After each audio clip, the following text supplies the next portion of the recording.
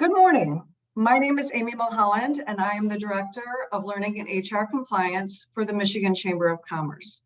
This morning, we're very excited to be partnering with the Dykema Law Firm, particularly our speakers, Rob Boonin and Sean Dark, who are senior employment attorneys based out of Michigan. In a few minutes, they'll give you a little bit more about their background.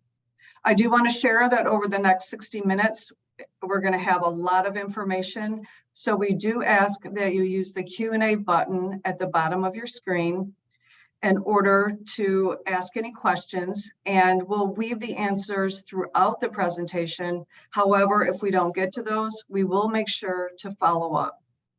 One other important note, especially for the HR professionals in our audience, this webinar does qualify for one SHRM continuing education credit, as well as one HRCI continuing education credit. So given the fact that we have a very full presentation at this point, I'd like to welcome both Rob and Sean and hand over the presentation to them. Enjoy, everybody. Thank you, Amy. I'm Rob Boonin. I welcome everyone. We have a lot to cover, but just to introduce myself, I'm Rob Boonin. I'm based in Dykema's Ann Arbor office. I've been doing employment law for over 35 years and focus on, basically everything labor relations and employment law oriented. Sean, how about you? Yeah, well, I'm here in the Bloomfield Hills office. I've been doing employment labor law for over 18 years, going across the country doing class action litigation. So, some of the presentation today, we're going to talk about things that we see, especially in the litigation side, that some individuals who are listening probably don't recognize or don't see all too often. So it'll be a fun program. Welcome, everyone. And Rob, let's get it going. Yeah, I guess I'll just add that we're both bona fide nerds in this area of the law. So let's get going. So just to give you an idea as to what we're going to cover, we're going to be talking about what's basically over the horizon in labor and employment law in Michigan and somewhat elsewhere. But our focus is on what Michigan employers are facing. We're going to be talking about what's on the court docket that's of particular significance to everyone, what's going on inside the Beltway at Congress. We're also going to be talking about what's going on at the National Labor Relations Board, what kind of unique issues employers are facing with having so many remote workers nowadays. We're going to be talking about what's on the DOL's regulatory docket. That can be somewhat scary, frankly. There's other regulations that are equally scary that are coming up over the horizons. Then we'll talk about what's on the docket for what's coming at us from Congress and from the legislature versus what they have already done. And then we'll talk about the takeaways. It's an ambitious program. We have a lot to get through.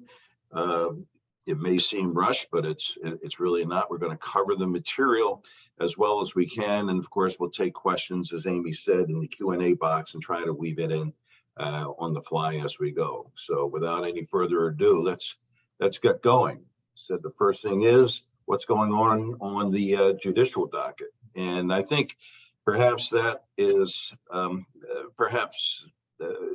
maybe some of them an item that most people know about, that something's happening, something's going to happen with respect to paid leaves and minimum wages in Michigan.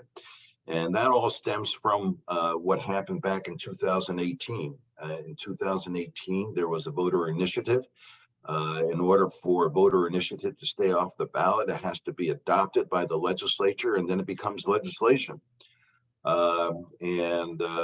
That happened with respect to the Earned Sick Time Act, and also, so we'll talk about that at this point. But what happened is that the legislature, after it passed or adopted the initiative back in September, it amended that legislation in November. And this is after the election. This is a lame duck legislature right before we went from Governor Snyder to Governor Whitmer. And the legislature changed the Earned Sick Time Act, for instance, to the Paid Medical Leave Act. And this is what's commonly called the Adopt and Amend. So almost immediately, there was a legal challenge to whether or not the legislature can adopt and amend while in the same legislature that adopted, if that legislature can amend it, or do they have to wait until another election cycle when we have a new legislature? And so that was the big legal issue. The case started in 2018, but we didn't get a decision until 4 years later. And 4 years later, the Court of Claims held that the adopt and amend approach was unconstitutional, and therefore the law that we have to live by is what was adopted as the voter initiative law. Fortunately, the court stayed its decision, the effectiveness of its decision, but only stayed it until February 19th. And now that issue is pending before the Court of Appeals. I think the arguments on that case was back in December 13th. Seems to be on a fast track. Best guess by the odds makers is that we're going to get a decision before February 19th. And then we're going to have to figure out what to do. So, and this law also, the adopt and amend also dealt with the minimum wage issues, and we'll talk about that in more detail in a second. But what happens if the Court of Appeals says that the lower court got it right, then we're right back to the chaos that may have ensued had that stay not been put in place. If the lower court got it right, then the Court of Appeals is going to say the legislation we all have to live by is the voter initiative version, not the amended version. If that happens, then we would hope, if everyone is rational, that the Court of Appeals will then stay the effective date of the initiative legislation until the Supreme Court deals with it. So there'll be likely a delay in the implementation if the Court of Appeals upholds the lower court. If the Court of Appeal reverses the lower court, then we're in good shape, at least until it goes to the Supreme Court. That means the status quo will stay on. So that's what's happening in the courts. But I think the governor's office and the legislature understand that something big is going to happen one way or the other. And now that we have a totally Democratic legislature and a Democratic governor, they really have the tools to still take legislative action on their own and make the whole court case moot by adopting something. Then I think the odds are is that they would adopt something closer to the original initiative version of the law than what we got during that lame duck session in 2018. We're going to have to stand by and see what happens there, but I think the governor and many of the Democrats agree that there's some things that need to be fixed if this is going to happen. So let's just talk about that in a little more detail as to what is out there and what may be fixed. And I think Sean will walk us through that. Yeah, I mean, thanks, Rob. And I think that's one of the hardest points for everyone listening today. Have patience to see exactly what's going to happen. I mean, you've got the judicial aspect of it. You've got the legislature looking at it, the governor looking at it, trying to get some type of solution.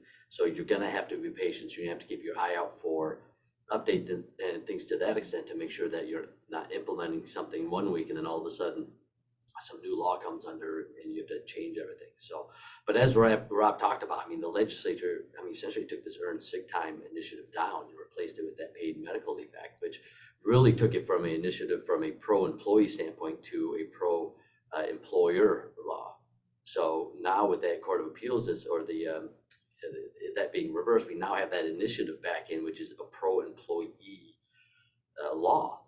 And one of those, one of the provisions in that pro-employee law is that first line up there where it talks about who is covered, and it eliminated that 50 employee threshold that was under that paid sick leave. So right now, as it sits, if it goes into effect and everything stays as the initiative, as that September 2018, if that goes into effect, it's every employer and every employee in the state of Michigan who has at least one employee. So that broadens everything. So some individuals, some companies listening today may not even have any sick leave because you are under that 50 employee threshold. But now, if it continues to go through and it stays as the initiative, you're going to have to comply with this. And this includes part-time employees, exempt employees, union employees, employees who are working out of state as well. And we'll talk a little later on about remote workers and how that can cause problems.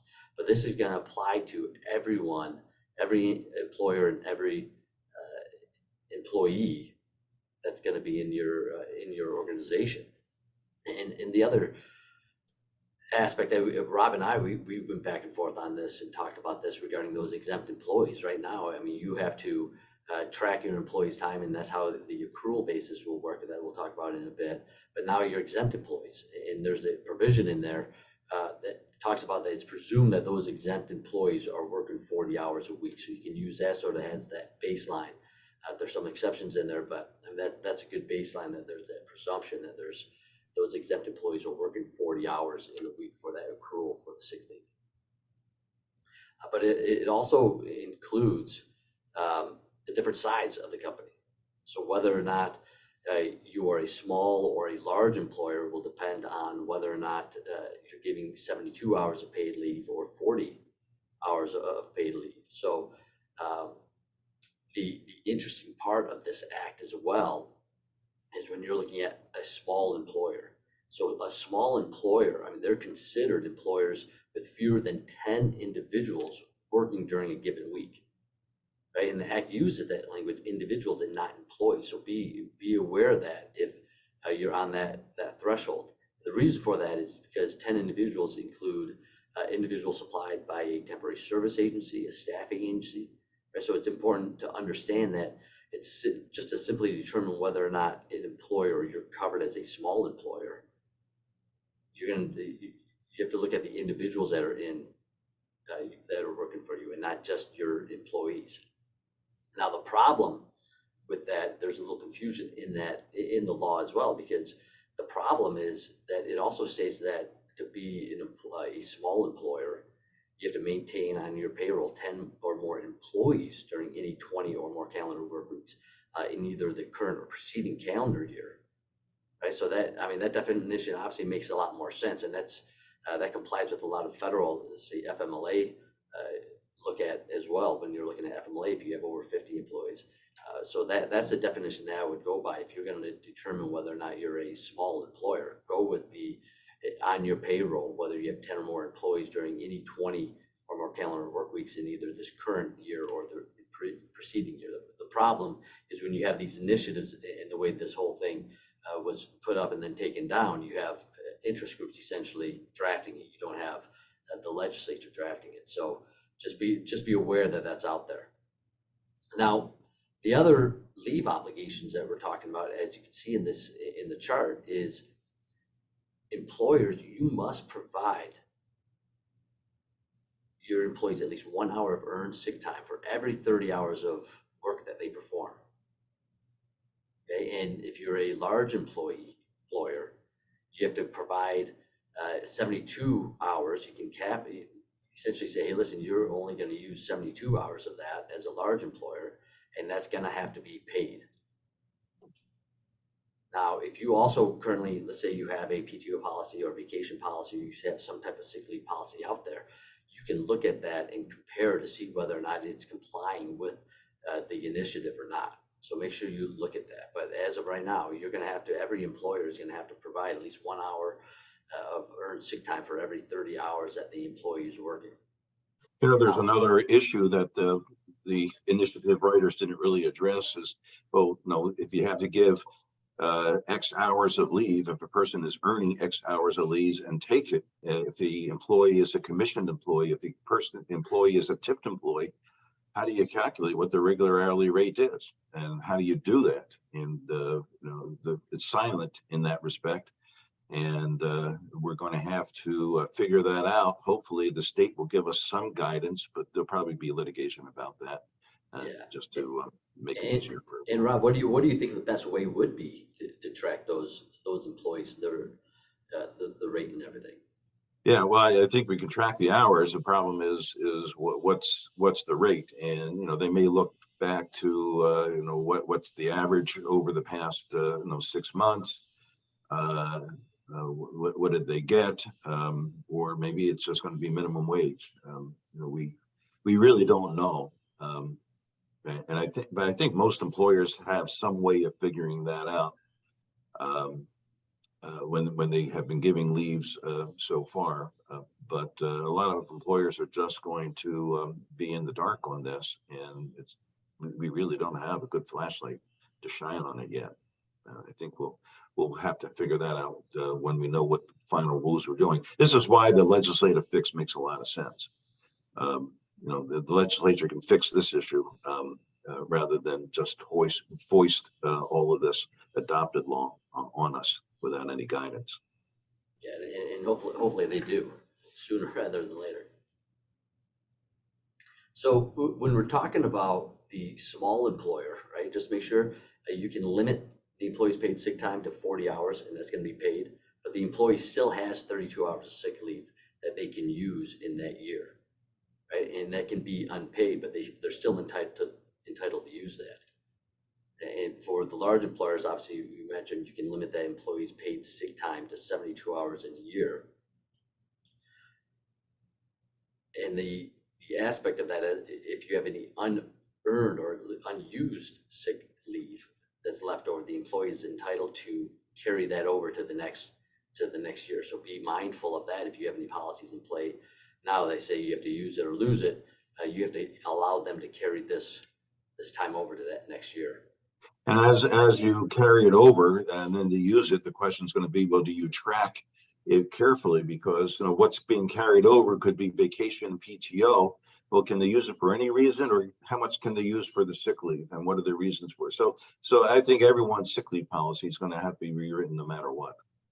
Yeah, no, and that's a great point, because especially, if you're a small employer, all of a sudden, let's say you have an employee who uses 40 hours and then they carry over the 32. Well, is that going to be paid now? Is that going to be the first 40 hours of that next year or not? So it's crucial that you definitely redo your policy and make sure you're tracking it properly.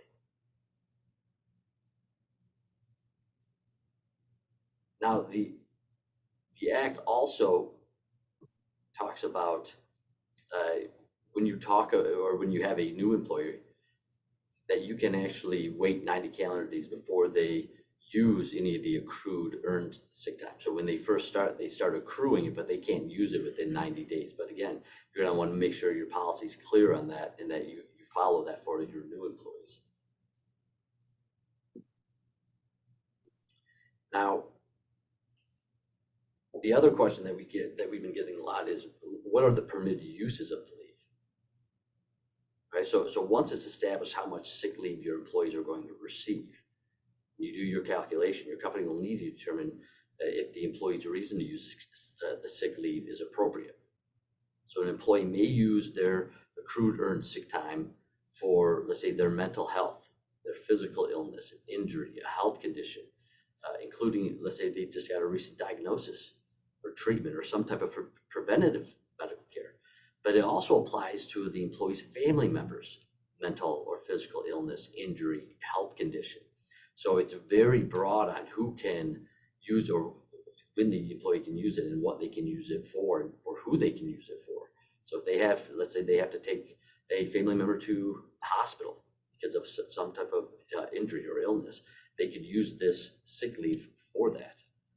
It also talks about that if an employee or an employee's family member is a victim of domestic violence or sexual assault, they can use this sick leave, the earned sick leave that they're earning, for that as well.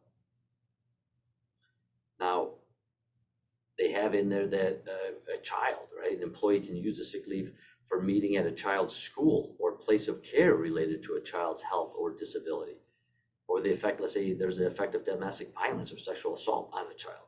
They can use this sick leave. So be aware of all the aspects that they can use it.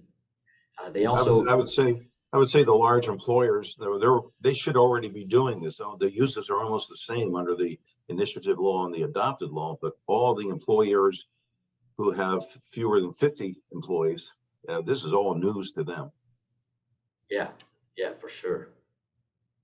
And they even, Rob, you even see they have in there that little COVID portion, right, where they essentially say, hey, employees can use a sick leave for closure of employee's place of business by an order of a public official due to the public health emergency.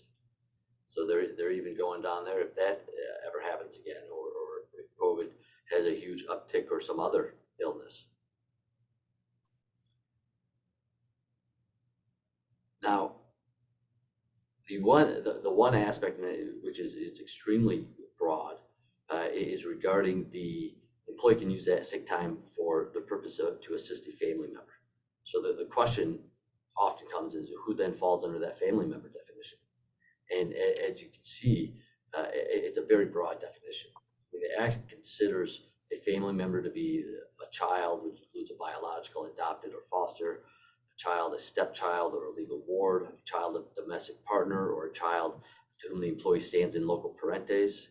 It also includes a parent, which includes a biological parent, foster parent, step parent, adoptive parent, a legal guardian of an employee, or an employee's spouse or domestic partner, or whose parent or her person who stood in local parentes when the child was a minor. They would be considered a family member, a grandparent, a grandchild, siblings, including biological, foster or adopted siblings. Now, this is where the company may have some difficulties when you identify if the person is a family member, when it includes a spouse, which means any person to whom the employee is legally married under the laws of the state or a domestic partnership, right? So, and that's pretty easy. But then the Act further defines domestic partner to mean any adult in a committed relationship with another adult, including both same-sex and different-sex relationship. So the natural question then is, well, what's a committed relationship, right? So that's now you're starting to get into the little gray area. Okay, what's a committed relationship? And under the Act, it defines committed relationship to mean one in which the employee or another employee shares responsibility for a significant measure of each other's common welfare, such as relationship between the individual of the same or different sex that is granted legal recognition by the state political subdivision or District of Columbia as a marriage or analogous relationship. So there's some little gray area of people in your workforce who may be covered under this Act and who may be considered a family member under this if they're in a committed relationship. And then the Act also has that catch-all of who a family member is, which includes any other individual related by blood or affinity whose close association with the employee is equivalent to a family relationship. So it's very broad. Rob, what do you think? I mean, I don't know how much as an employer do you challenge that if someone comes to you and they say, hey, listen, I need to take time off for a family member. How much in the weeds should you get? How many questions do you think you should start asking from an employer side of it? Well, I think it's going to have to deal with the smell test so long as you don't start retaliating or violating the law. So if you come down too hard on one person, but I guess that gets us to what the enforcement issues are, because that's a big deal. Yeah, for sure. Now, and Rob, I have another question for you that I think would be right up your alley regarding, in this Act, it talks about how the Act covers union employees. But it also states that if your current CBA expires, that's when the ESTA sick leave will go into place. Now, isn't that a problem when, isn't under federal law, you're supposed to maintain the same collective bargaining agreement when it expires? Well, that is true. So the rule is going to be is that if you have a CBA, you don't have to make any changes until the collective bargaining agreement expires, and that's without regard to any extensions. So an extension doesn't prolong the status quo, which is what most bargainers have to deal with. And whether you have a contract or no contract, the status quo stays until you reach a new contract or an impasse. So there will be gaps, I think, because some of us don't wrap up our union contract negotiations by the first expiration date. And the question then is going to be, do you have enough other vacation and sick leave and time like that that's going to help fill that gap? Or do you have to unilaterally provide the employees with this leave and with all the notice requirements and with all the rights for use of the leave, which will change on the collective bargaining agreement? I think as long as you give the notice to the union that, we're going to do this. And whether we have a contract or not, because we have a legal obligation to do it, but we will still negotiate the details with you. Now, the one thing the Act does do is, as you can see here on that fifth one down there, notice, right? The employee does have to provide some notice, right? So the employee needs to provide at least 7 days advance notice if the leave is foreseeable, right? So if you have a current policy that requires, let's say, 4-day notice or some smaller amount, that works because it meets that 7 days. So that's fine. The biggest problem is really when the leave is not going to be foreseeable, right? And in those cases, the law says you have to provide that employee, the employee can provide notice that whatever is practicable. So depending on that situation, they could call you in the morning, and if it's practicable, they're going to be able to use that. They don't have to provide that notice of that 7 days. Now, also, the documentation under the sick leave could be problematic, because essentially they're required to provide. Let's say you have an employee who's away for 3 days or more, right? And that's when this is going to apply, when the employee takes off 3 days. And at that time, you can then require them to provide reasonable documentation of why they've been away for those 3 days to see if it was for a proper purpose. But if before that 3 days, the documentation, you're going to be careful of asking them for that. And the employer, you're required to pay all the expenses associated with any of the documentation. Now, the problem is it's so broad. It says any healthcare professional can indicate that this was the employee's time off was based on ESTA, right? So as long as that's going to be considered reasonable documentation. So any healthcare professional who's licensed. So you talk about, let's say, a massage therapist, right? Employees getting over the weekend, they're with their massage therapist. They're talking about how stressed they are, and they say, you know what? I think you should take the next 3 or 4 days off. Here's a doctor's note. You can use that, and that would be considered reasonable documentation. So you're going to have to watch out what this documentation is. And also, the Act talks about if there's a sexual assault or domestic violence situation, a police report would be reasonable documentation, the victim's statement or court documents. You just want to be careful of trying to get too much into detail of what exactly the violence is or the sexual situation is. So you're going to want to be careful about that. Now, Rob mentioned it as well as retaliation. There's a retaliation provision in this Act. So you're going to want to make sure that you're aware that whenever you're going to deny someone some sick leave, find out what exactly is going on. Try to find out if the employee maybe made some complaints about their wages, or maybe they made some complaints about discrimination or something that could trigger something other than or to trigger the retaliation portion of why you would be denying that sick leave.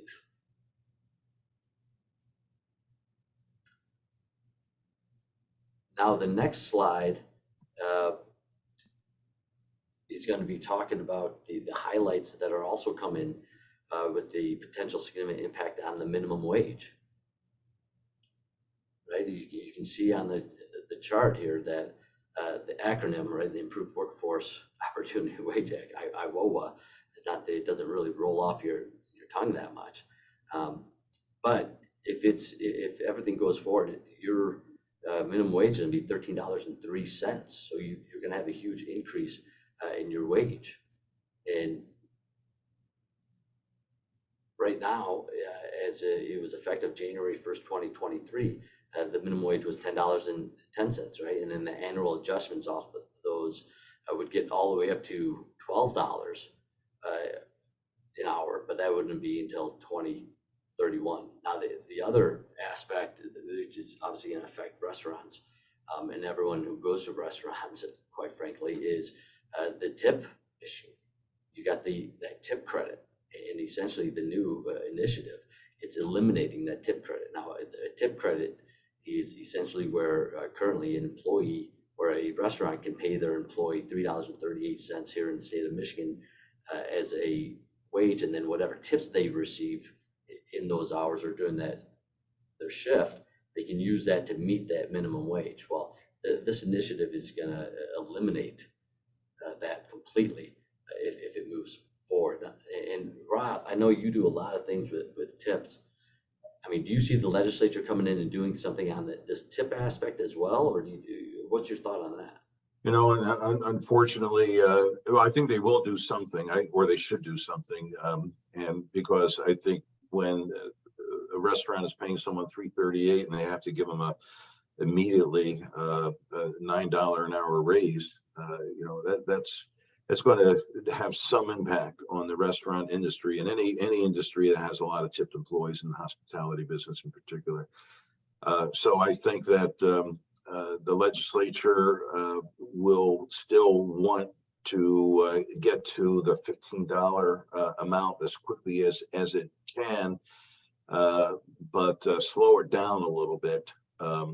Give some reprise, even if it's a year's reprise, so that restaurants can figure out how to do it, because this is going to change the restaurant industry, particularly for the smaller, lower end restaurants. They're going to have to let go of people. They're going to have to increase the price of a hamburger. They're going to have to do self-service, or they're going to just not be able to sustain it because it's going to be too big of a jump for them to get over. So I think the legislature realizes they're going to have to do something. There was some really good discussions going on before before January, the last in December. But I unfortunately, I think now that the political flavor of the legislature has changed, it's going to be not as strong a fix, I think, as we would have otherwise gotten. Okay. So those are just some issues to watch out for once the decision comes down, and how active the legislature is going to be here in Michigan. Yeah. A lot of it's speculation right now, but that's all we can do. But we have to brace ourselves, because there will be some kind of change. Because, as I said, even if the court reverses the lower court, the legislature can still do whatever it wants, and it's a much more progressive legislature than we had before. So moving on. Yeah, congressional action. So this sort of got buried in the Omnibus Budget Reconciliation Act.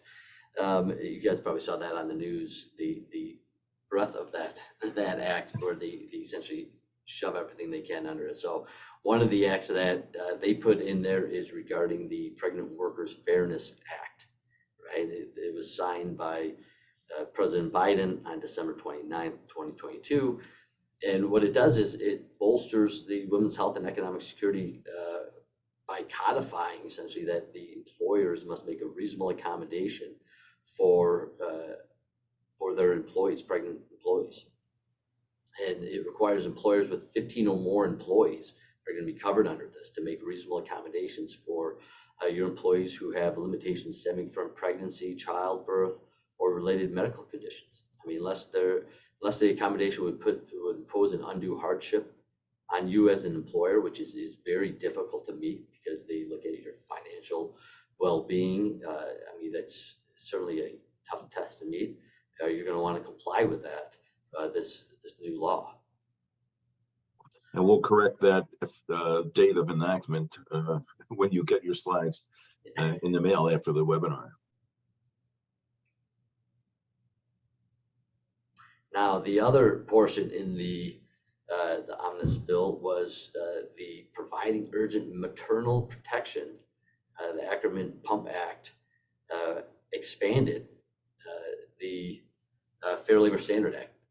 I'd like to see how much they gave that congressional staffer for coming up with that acronym. Well, and what the act does, it expanded the Fair Labor Standard Act, which requires employers with 50 or more employees to provide non-exempt employees reasonable break time in a private location, other than obviously a restroom, to pump and store breast milk at work. Now, the PUMP Act expands this right to cover all employees now, covered under the Fair Labor Standard Act. So non-exempt, exempt employers who employ less than 50 employees are not fully exempt anymore. So this is a whole new aspect of the law that you're going to have to provide to your employees regarding their pregnancy, right? So it expands that lactation accommodation. Obviously, major groups are affected are teachers and other exempt employees, employees with fewer than 50 employees. Obviously, you have to change all your policies to comply with that. It certainly provides some damages for violations as available under the Fair Labor Standard Act. You're talking some discrimination aspect in there as well. It does not cover airline or train employees. So any airline is not going to cover those or the trained employees. And it goes into Or effect bus, immediately. actually, the bus providers for charters and people like that. And where do you see, Rob, where do you see the major impact of that workplaces? But I think it's going to be that it's exempt employees now have to get it, and teachers are exempt, but they will have to get it. Small employers have to provide it. I think that's really going to be the major one. I think many employers are doing this anyway because they have to do it for the non-exempt employees, at least the larger ones. But you still have to have that private space. They have to be given time off with pay, is usually the case. You know, it's not a hugely controversial thing, I don't believe, but you know, it does require some policies and procedures that you have to put in place and make sure that the low-level managers don't give people a hard time for doing this. And the other thing is that guess what? It's in effect now as we speak. You know, there was no delay in pushing this one forward. Yeah. And speaking about pushing forward, let's go to our next topic and what's going on at the National Labor Relations Board. And whether you're unionized or non-unionized, I want you to just brace yourselves for what's going on there. So just for those who don't have unions and aren't familiar with the acronym NLRA, that's the National Labor Relations Act. And that governs all private sector employees of employers in interstate commerce. It basically tells us what their rights are to unionize and what their rights are for collective bargaining.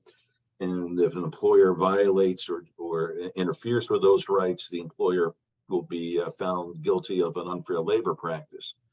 But the thing that I want to stress, and it's what's in red, is that the National Labor Relations Act doesn't apply only to people who are either actively unionizing or who are covered by union contracts. It provides rights to all employees, all non-supervisors in the private sector. And the big issue that they're entitled to engage in, and the big issue that I think most non-unionized employers don't appreciate, is that they are entitled to engage in protected concerted activities. And if an employee is disciplined for engaging in a protected concerted activity, that's an unfair labor practice. And then this is what the board is really getting involved with, and I think they're unduly broadening the scope of the law and the intent of the law. But they are saying that the scope of the law really applies to all sorts of activities that I think no one really thought was a problem. And I think more importantly, it's not only if you discipline an employee for engaging in protected concerted activity, if you have a policy that could, and I'm going to put in quote here, chill an employee's exercise of a protected concerted activity, then that's illegal. And that's where they're going crazy, I think. They are finding all sorts of handbook rules that I think everyone would understand to be reasonable, to be unreasonable, like just a rule that you can't be insubordinate. Well, you know, but they may be doing insubordinate activities by talking back to their boss but they're talking on behalf of the group. And that once you talk on behalf of the group or in the interest of the group, that's a concerted activity. And therefore, just a plain vanilla insubordination rule could be interpreted as telling an employee that you can't engage in that protected concerted activity. It's like they have all sorts of absurdities in this area. And this applies to social media policies. This applies to confidentiality policies. It applies to other work rules, such as using foul language and things like that. They say that these policies could chill an employee's right, and we're seeing the board going more and more toward that extreme of construction of the law. And again, this applies to union and non-unionized employers. And if there's an unfair labor practice charge, the board will probably want to take a peek at your handbook. And frankly, I don't think they've ever seen a handbook that they like, because they can always find some rule, independent of the discipline, some rule that nonetheless violates the law. And then they're going to require anyone guilty of a violation to post a notice and do other remedial activities, remedial efforts that the board will require. So this is very, very broad, and I think non-unionized employers are going to have to think about some of their policies more carefully, and perhaps train some of their managers so that they don't step on the landmine of interfering with an employee's right to engage in protected concerted activity. Another thing the NLRB is doing right now is at least the general counsel is trying to develop a law, a theory that makes it harder for an employee to not recognize a union if the union knocks on the door and has over 50% of the employees with signed cards for trying to, they're called authorization cards, to authorize the union to represent them. Usually when that happens, the employer says, well, thank you for that, but we'll hold an election governed by the NLRA.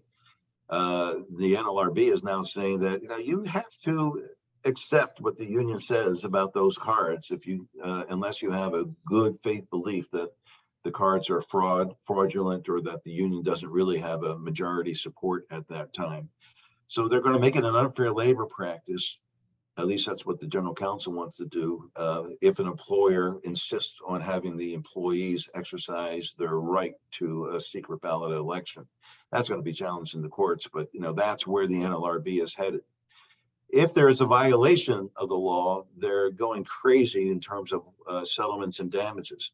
When they enter into a settlement, they are refusing to compromise on any of the dollar amounts or any of the remedies, because in their opinion, you're guilty, even though there's been no finding of guilt by the National Labor Relations Board. This is a settlement. But this general counsel believes that we get 100 pennies to the dollar.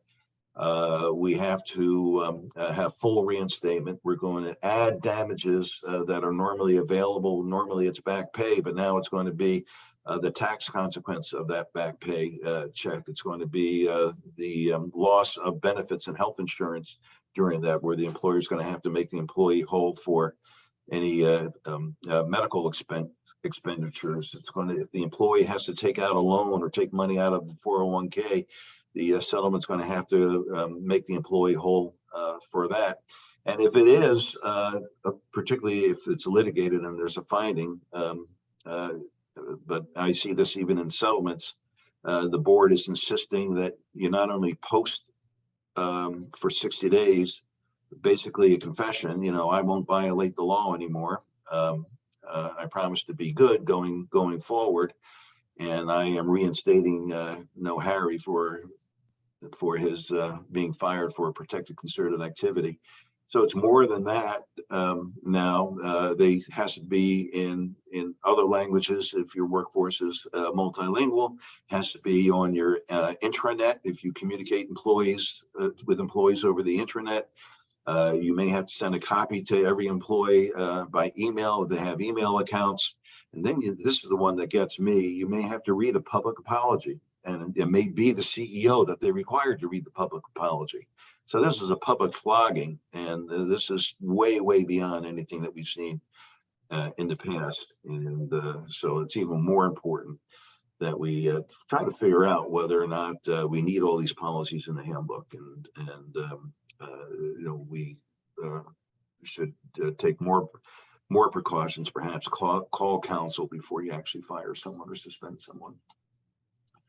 Other developments by the NLRB, things to be concerned about, is that they're trying hard to make it easier for union to organize. Not only is it going to be the card check that I talked about, but they're changing the rules for what's an appropriate bargaining unit. So instead of being all hourly employees in the plant, it could be, or let's say it's all hourly employees in your retail store. Maybe it's only the cosmetics department. And then, the cosmetics department will unionize, and maybe the men's department will unionize with a different union. But either way, these unions get their foot in the door. So that's what the NLRB is trying to do. They're also trying to redefine who's a joint employer, and they have a regulation pending in that regard. And this would basically make the contracting company jointly liable for the wrongs of the contractor when it comes to unfair labor practices. And it may also require the general contractor or the contracting company to sit at the bargaining table with the contractor to discuss certain things that the contracting company is reserving for itself. Again, this is chaos. This is trying to do what they want to do to protect unions without regard to the practical logistical issues that are going to arise. I want to shift gears now to what's going on now that we have a different dynamic in the workforce. I think Sean's going to talk about that. Yeah, and some of those issues are obviously with the remote workers, right? Watch out for out-of-state laws. I mean, that's very prevalent right now. There's a lot of litigation that's coming out that we're seeing, where you have workers, if you're allowing people to work remotely, where are they actually working, right? And first, you have obviously the post-COVID enforcement is obviously becoming more relevant. You're going to want to reset all your workplace policies. Make sure what is your workforce looking like now? What is your are you in the office every single day, right? You're going to have to modify and change all those after COVID, because everyone's coming back to the office now. When you're looking at remote workers, you're going to have to know where they're at, right? Overtime rules, right? Do you have an employee who is working remotely from the state of California where they require overtime for over 8 hours in one day, or you have to pay them overtime? Do you have an employee that could be relevant there if you have those remote workers? So the overtime vary throughout all the states. Same with the meal periods and the rest periods. Obviously here in the state of, here there isn't one, but you go to say you have someone working in Chicago remotely, they're entitled to a meal period within 5 hours of starting time. So are you violating that? So if you have remote workers, make sure you know where they are. The other big one is the pay transparency rules, and this is getting more and more popular across the country, where you as an employer, you have to provide the salary or wages on a job posting, or if you're looking for someone and you're just posting it, and all of a sudden if you're posting and people in California or receiving, or Colorado or looking at these and they're applying for it, are you violating those state laws if you're allowing the remote workers? Again, you have people working from home. You've got ergonomic and OSHA issues there where people are injured. Are they at a desk that is appropriate? Tax withholding is another big one for remote workers. What state taxes are you paying? Where is your home base? And what does the IRS or the state taxing body consider taxes that you should be paying as an employer, depending on where your employee is working? And that's the same with unemployment and worker comp issues, right? Unemployment, are you paying into their tax fund for unemployed workers if the person's sitting remotely? I can tell you in Illinois, they certainly would want that revenue. They certainly say, hey, listen, we get that money, not the state of Michigan. And also discrimination laws. There's oftentimes that we get a call say, hey, listen, we're getting sued because this worker out in Montana, and all of a sudden they had no idea what the discrimination laws were out there. So make sure you're aware if you have remote workers out there, what the laws are in the state that they're actually in, and whether or not you have to comply with those or not. Like what is that law that they're going to be under? Now, the next big section is the DOL regulatory docket that Rob's going to be looking at.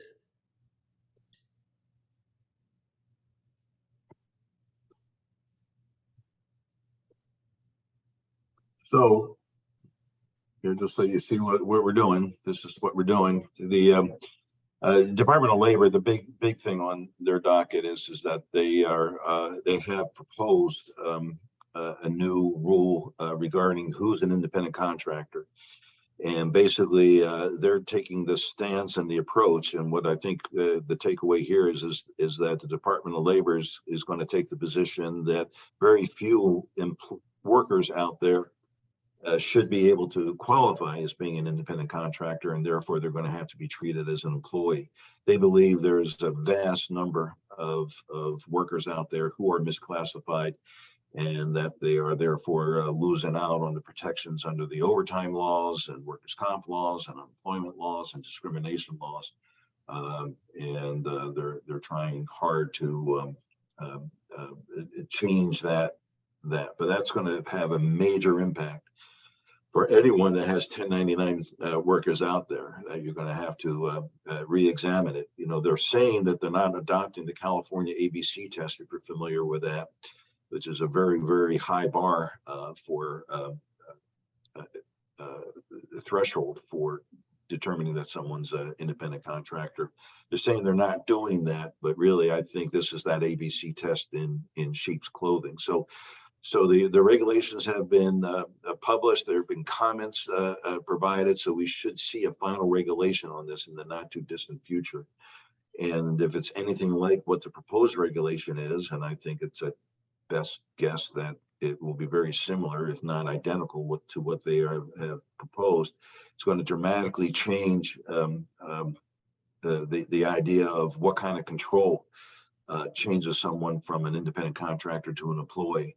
They're saying that if the contracting party says you have to be here when we're open, and you have to give your services at a certain time of the day because that's when we need it. Well, that's too much control, according to the Department of Labor, for someone to qualify as an independent contractor.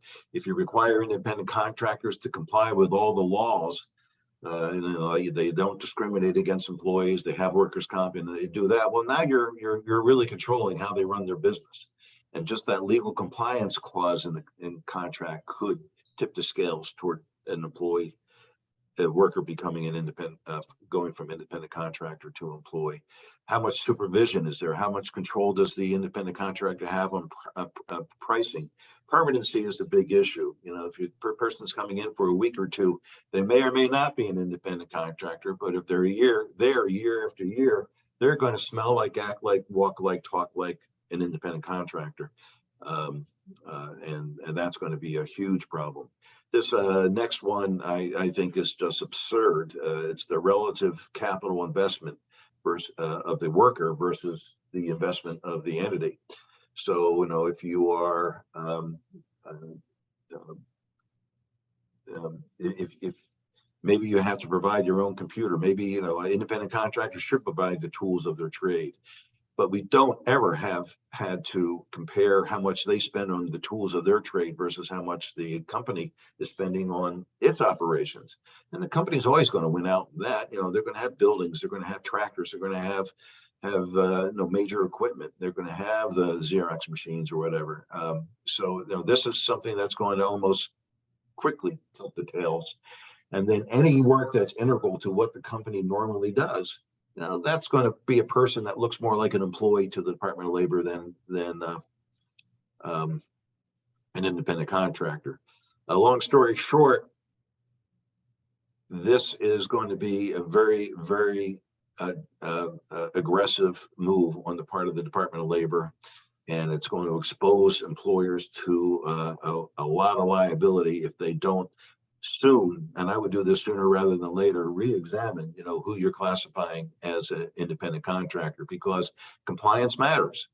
And if someone is a misclassified employee, that's someone that's an independent contractor but should be an employee, then the individual supervisors and owners can be personally liable as well as the company for any damages. And the damage extends to not only back wages, but there could be liquidated damages in an equal amount. And now you're on the hook for attorney's fees if you have misclassified someone and that person has lost out on overtime. And then we have all the other state laws that apply that Sean just talked about in terms of the remote workforce. But now all of a sudden we have to start withholding taxes and contribute to unemployment and be vulnerable to class actions for this kind of misclassification. This is a big deal. So I mean, everything's a big deal, but this one is imminent, unfortunately. The other thing the Department of Labor is doing is they're revisiting the overtime exemption and the salary threshold. If you recall, that during the Trump administration, they increased it to 35,568. But Department of Labor is saying we want to revisit that number. And what are they going to increase it to? We know they want to increase it. Will it be 45,000? Would it be 60,000? Some in Congress thinks it should be over $80,000. This was the very issue that resulted in the big 2016 litigation that held that the Obama change to $45,000 was contrary to law.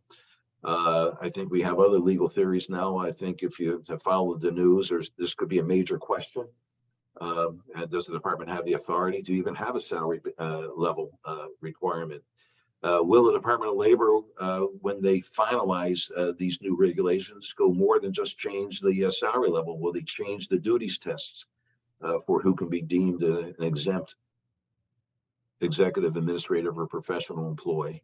Department of Labor also thinks that the number should be indexed so that we don't have to go through a whole regulatory change every time we get an increase to this. Frankly, I think there's a great legal argument that they don't have the authority to do it. They have to do it through the regulatory process, but this is their way to end run it so that they don't have to go through the comment period and legal challenge every time that it happens.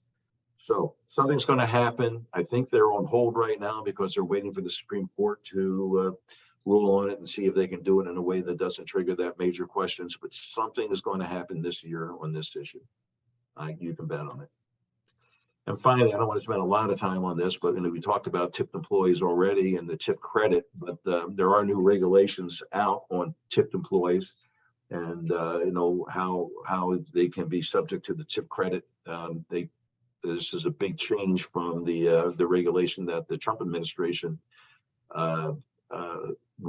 adopted. So the 20% rule on non-tipped activities is not that novel. I think the more novel one is that if the waiter or waitress, if the server spends more than 30 consecutive minutes on non-tipped activities, that could be cleaning the floors, putting the chairs on top of the tables, doing other things that aren't directly related to serving their customers.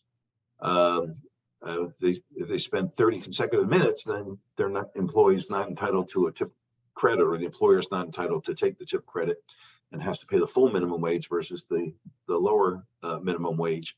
Problem is that how do you keep track of the employees in a restaurant to know when they do the 30 minutes? Good news is that this is pending litigation right now, and that the Department of Labor exceeded its authority on this. I think there's a good chance it could be set aside in the litigation, but it's certainly not a slam dunk. So if you're in the hospitality industry, you should be doing this or figuring it out or holding your breath.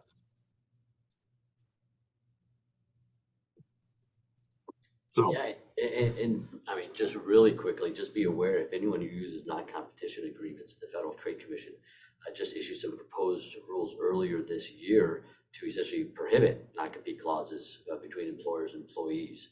There's some exceptions in there. One would essentially, if you're a executive and all of a sudden you want to leave and you take millions of dollars of stock options, and then all of a sudden you go in to your competitor under this new proposals, that would be allowed. The case in there, Marsh USA versus Cook, was an example of that, where a executive made millions, went to a competitor, but under these new proposals, that would be allowed. So if you have those, just be aware that those are out there. Yeah, this is what California does, but and only a few other states do. But this is the feds right now. At least the Democrats want to basically totally cut back on the use of non-competes. As a result, this is going to be litigated very, very aggressively.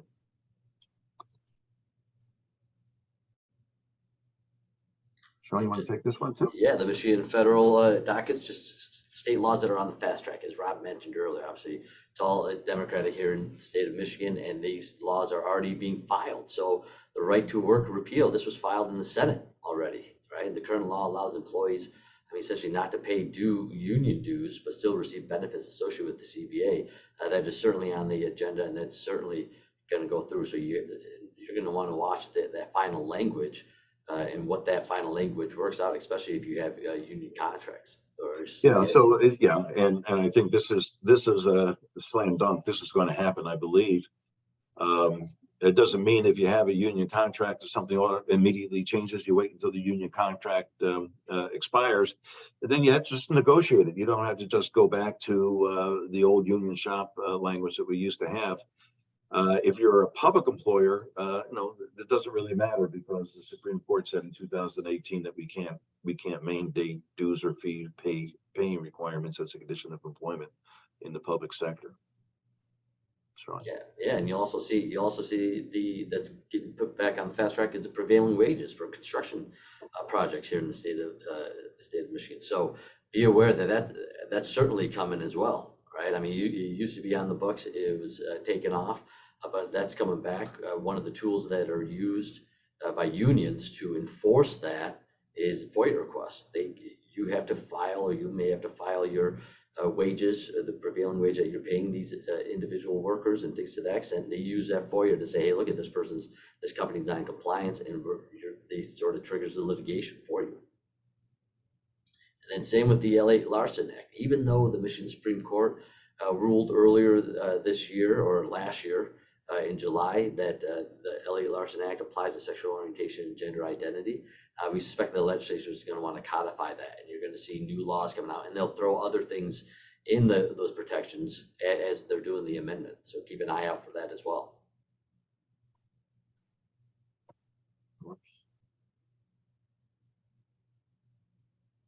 And then just some congressional actions to watch out for. Obviously, Rob talked about this a little earlier.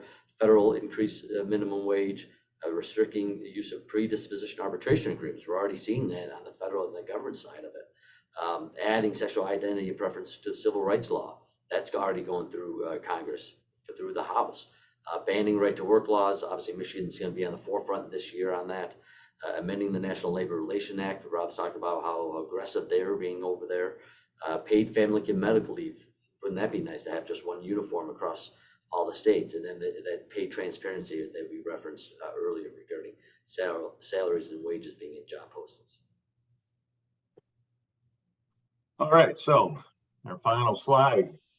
What are the takeaways? Well, if you are able to recover from some of the scary news, we really urge you to review your handbooks and other policies, make sure that they are going to conform to whatever sick leave law that we're going to have, to whatever overtime law that we are ever going to have. You've got to review your independent contractors agreements, and finally really review who we're considering as independent contractors.